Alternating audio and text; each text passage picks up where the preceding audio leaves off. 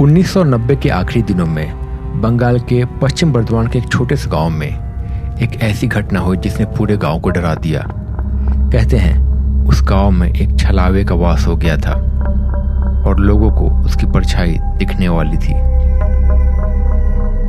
गांव के बीचों बीच एक अर्थी रखी हुई है।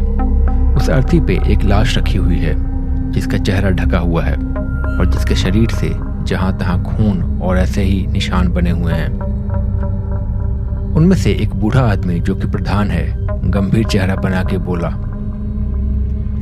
अब जैसा भी आदमी रहा हो, चाहे उसने कितनी भी गलती की हो, अंतिम संस्कार तो करना ही पड़ेगा, वरना आत्मा को शांति नहीं मिलेगी और ऐसे में बहुत दिक्कत हो सकती है। कहते हैं अगर अंतिम संस्कार अधूरा रह जाए तो वो आत्मा गांव में भटकती है और कभी कभी वो छलावा भी बन जाती है।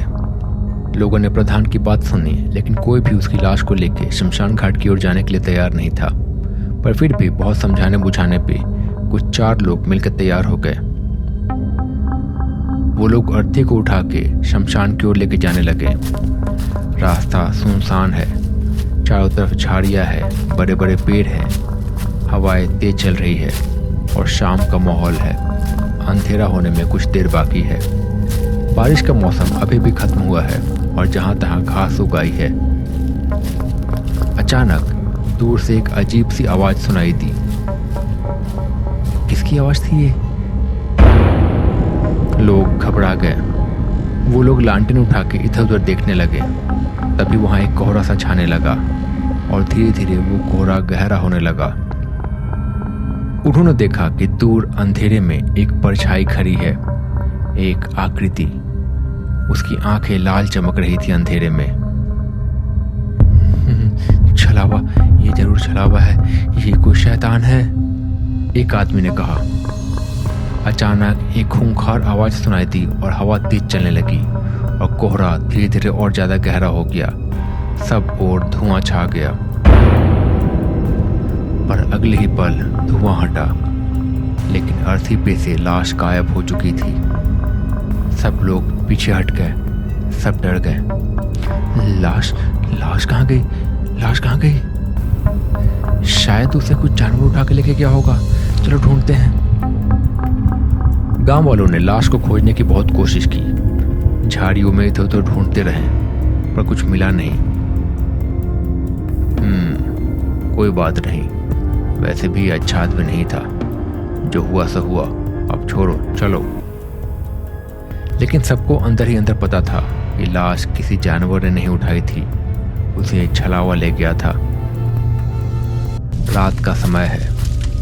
एक बूढ़ा आदमी खाना खा के हाथ में लालटेन लिए अपने दालान की ओर बढ़े जा रहा है। उसके कदमों की आवाज सुनाई दे रही है। वो धीरे धीरे दालान पहुंचा। वहां पहले से ही 3-4 बूढ़े और 1-2 नौजवान लोग बैठे थे। सब धीमी आवाज में बात कर रहे हैं। दुर्गा पूजा अब कैसे होगी? बहुत देर हो गई है, अभी तक तो मूर्ति भी नहीं बनी है। हाँ, तो मूर्ति कैसे बनेगी? जो मूर्ति बनाता था वही तो मर गया, और वो तो बहुत ही बुरा आदमी भी था। पास में एक नौजवान लड़का खड़ा है जो हाल ही में गांव आया है। वो छुट्टियों में दुर्गा पूजा के लिए गांव आया है, वरना वो शहर में अपनी पढ़ाई करता है। उसने बहुत ही उत्सुकता से पूछा, लेकिन सब लोग उसे इतना नफरत क्यों करते थे? आखिर उसने ऐसा क्या किया था? बूढ़े ने धीरे से उसकी ओर देखा। तुम्हें क्या पता, तुम तो अभी अभी पूजा के लिए गांव आए हो, इसके बारे में तुम्हें ज्यादा जानकारी नहीं है। कुछ दिन पहले गांव के अलग अलग घरों में बहुत सारे लोग बीमार खाट पे लेटे हुए हैं। खांसी की आवाज गूंज रही है, सबकी तबीयत खराब है। कुछ दिन पहले गांव के लोगों की तबीयत अचानक बिगड़ने लगी थी। कई लोग बिस्तर से उठ भी नहीं पा रहे थे और गांव के मवेशी भी एक एक करके मरे हुए पाए जाते थे। फिर कई लोगों ने ध्यान दिया, जहाँ जहाँ कोई बीमार होता था उसके इसके पहले उसके घर के दरवाजे के पास एक काली धुंधली परछाई खड़ी दिखाई देती थी। उसकी लाल आंखें क्षण भर के लिए चमकती थी और फिर वो गायब हो जाता था। हमेशा बीमार होने से पहले ये काली परछाई दरवाजे के बाहर दिखाई देती है। कुछ लोगों को शक हुआ। उन्होंने उस परछाई का पीछा किया। उन्होंने देखा कि वो परछाई गांव के मूर्तिकार के घर से रात को निकलती है और फिर लोगों के घर में जाती है, और जिनके घर में जाती है उनकी तबीयत खराब होने लगी। वो जरूर काला जादू करता है, वरना ये सब कैसे हो सकता है? चलो देखते हैं। ऐसा कह के सब लोग उसके घर पहुंचे और उन्होंने उसे रंगे हाथों पकड़ लिया। मूर्तिकार अपने घर में बैठ के तंत्र मंत्र और साधना कर रहा था, काला जादू कर रहा था। ये सब बंद करो, नहीं तो तुम्हें गांव से निकाल देंगे। पर मूर्तिकार ने हाथ जोड़ते हुए कहा, नहीं नहीं, अब मैं ये बंद नहीं कर सकता। मुझे अपनी विधि पूरी करनी पड़ेगी। अगर मैंने ये अभी बंद किया तो वो मुझे मार देगा और अपने जैसे बना देगा। अभी मैं बंद नहीं कर सकता। गांव वाले एक दूसरे को देखते रहे और गुस्से और डर के बीच उनके मन में कई सारे सवाल पैदा हुए। पर लोगों ने उसे सख्त मना कर दिया और लोगों ने उस पर नजर रखना भी शुरू किया। अगली रात मूर्तिकार गांव से बाहर जा रहा था। उसके हाथ में एक छोटा सा थैला और लालटेन थी। रास्ता सुनसान था। चारों तरफ पेड़ों की छाया थी। अजीब आकृतियां बन रही थी। जल्दी जल्दी गांव से निकल जाता हूँ, इससे पहले वो मुझे करे यहाँ से बहुत दूर चला जाता हूँ। पर तभी उसके कदम रुक गए। उसके सामने एक काली परछाई खड़ी थी। उसकी आंखें लाल चमक रही थी और भी ज्यादा भयानक लग रही थी। तुमने मुझे बुला लिया, लेकिन मेरी विधि पूरी नहीं की। अब इसकी सजा मिलेगी। मूर्तिकार जमीन पे गिर गया, डर से कांपते हुए चीखने लगा। अचानक वो परछाई उस पर झपकी और मूर्तिकार की चीख गांव में फैल गई। अगली सुबह मूर्तिकार की लाश जंगल में मिली। बूढ़े ने अपनी कहानी जारी रखी। जो हुआ सो हुआ, लेकिन दुर्गा जी की पूजा तो करनी ही है। नवरात्र में तो पूजा होगी ही, चाहे जो कुछ हो जाए। हाँ, कोई नया मूर्तिकार ढूंढना पड़ेगा। चाहे ज्यादा पैसे ले ले, लेकिन काम जल्दी कराना होगा। अब दुर्गा पूजा में बहुत कम दिन बचे हुए हैं। गांव वाले कुछ दिनों तक अलग अलग जगह ढूंढते रहे, लेकिन कोई अच्छा मूर्तिकार नहीं मिला। सभी परेशान हो गए। एक दिन गांव की चौपाल पे सब बैठे हुए थे। तभी वहां पे एक अनजान आदमी आया। उसके कपड़े पुराने थे और चेहरे पे एक रहस्यमयी मुस्कान थी। मैंने सुना है आपको मूर्तिकार की जरूरत है। गांव वाले आश्चर्य से एक दूसरे को देखते रहे, लेकिन गांव वालों को यह पता नहीं था कि जो नया मूर्तिकार उनके सामने आया है वो असल में कौन है। मुखिया ने कहा, हाँ जरूरत तो है, लेकिन समय बहुत कम बचा है। नवरात्र शुरू होने में बस 6 दिन बचे हैं और मूर्ति इतनी जल्दी तो बन नहीं सकती। गांव वाले एक दूसरे को चिंतित नजरों से देखने लगे। इतने कम समय में तो कोई अच्छा मूर्तिकार हाँ भी नहीं करेगा। पर तभी नए मूर्तिकार ने कहा, मैं करूंगा, लेकिन मेरी एक शर्त है।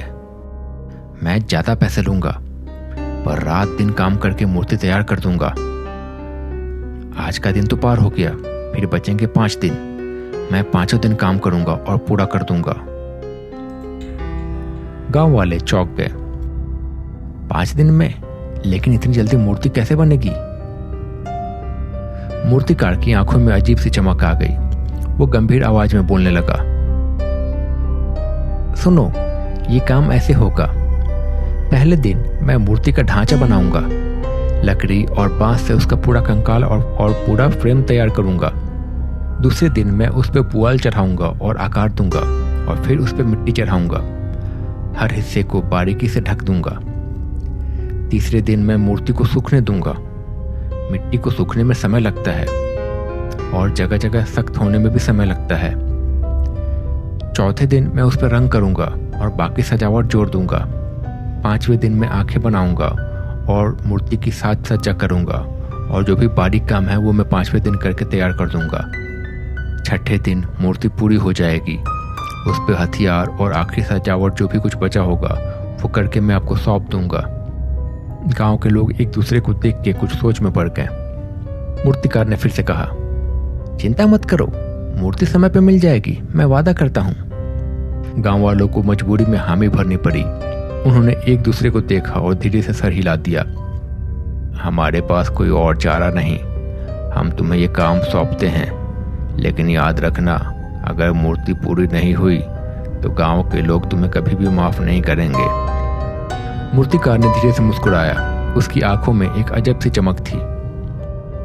गांव वालों को लगा कि अब उनकी समस्या हल हो जाएगी, लेकिन उन्हें इस मूर्तिकार के बारे में कुछ भी पता नहीं था। फिर उस मूर्तिकार ने कहा, देखो, मैं करना तो यही चाहता हूँ, लेकिन इसके लिए मुझे 2 मजदूर चाहिए होंगे, क्योंकि मैं अकेले इतना भारी काम नहीं कर सकता, और इसके लिए मुझे ज़्यादा पैसे भी चाहिए। गांव वाले चिंतित होकर एक दूसरे की ओर देखने लगे, लेकिन समय की कमी के कारण सब मजबूर हो गए और उन्होंने हाँ कर दी।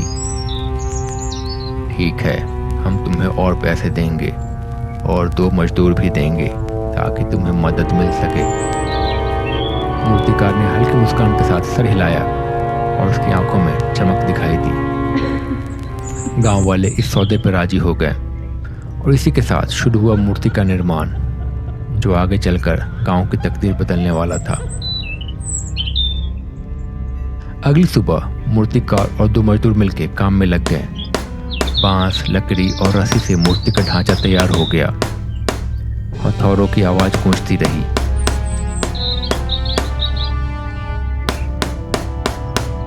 हाय गाइस, ये था इस वीडियो का पार्ट 1 और इसका पार्ट 2 मैं 2 तारीख या उससे पहले, मतलब दशहरा के दिन या उससे पहले डालने की कोशिश करूंगा।